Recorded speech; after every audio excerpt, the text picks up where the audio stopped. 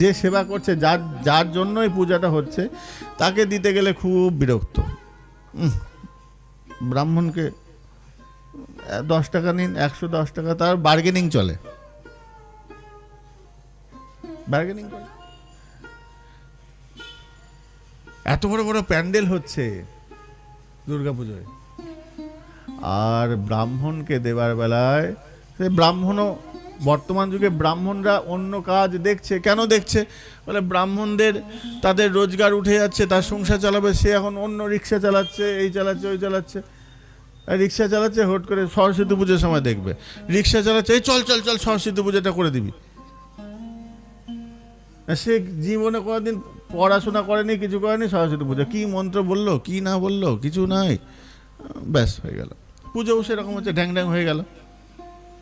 এখন চাহিদা আমার এত বড়, দিচ্ছি আমি এইটুকু, তা তো করলে হবে না। সব কিছুর তারা ব্রাহ্মণ আজকে ব্রাহ্মণত্ব ত্যাগ করে দিচ্ছে আমাদের দোষে।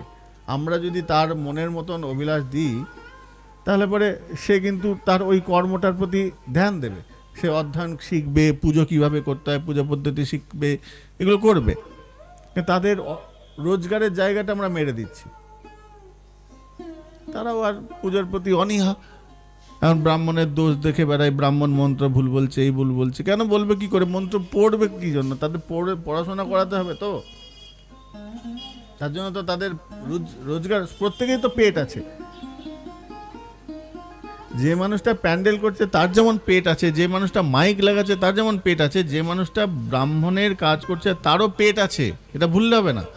তার বেলায় কেন টাকা কম নিন? এই জন্য ব্রাহ্মণ আজকে ব্রাহ্মণের স্তর থেকে নেমে গেছে।